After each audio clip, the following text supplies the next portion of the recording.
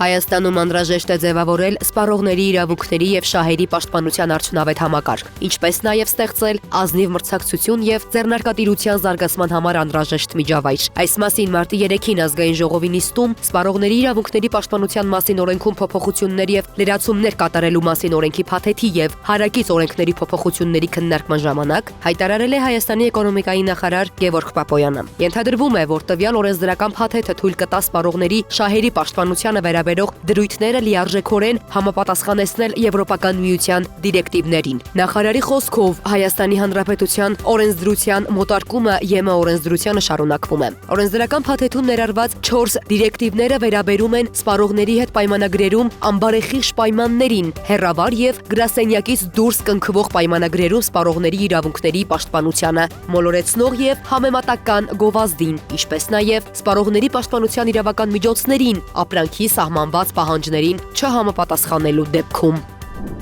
Երևանի քաղաքաշինական ներդրումային խոշոր ծրագրերը քաղաքապետ Տիգրան Ավինյանը ներկայացրել է Հայաստանի բանկերի ղեկավարներին։ Քաղաքապետարանից հայտնում են, որ կարևորելով համայնք մասնավոր գործակցության հաստատումն ու զարգացումը, քաղաքապետը նշել է, որ բանկային համակարգը ոչ միայն տնտեսական ակտիվության շարժիչ ուժ է, այլև սոցիալական պատասխանատվություն կրող գործընկեր։ Մասնավորապես, անդրադարձ է կատարվել թաղամասերի վերակառուցման, բնակելի համալիրների կառուցման ու քաղաքային միջավայրի բարելավման ուղղված տարբեր նախագծերի։ Քաղաքապետը մեկ անգամ եւս ընդգծել է, որ արդյունավետ համագործակցությունը հնարավորություն է տալիս համադրել համայնքային առաջնահերթություններն ու մասնավոր հատվածի ներուժը, իրագործելով ենթակառուցվածքային զարգացման համատեղ տարբեր ծրագրեր։ Կառուցապատող ընկերություն ընտրելու համար կարևոր այս նախագծերն ի դեպ առաջիկայում կդրվեն մրցույթի։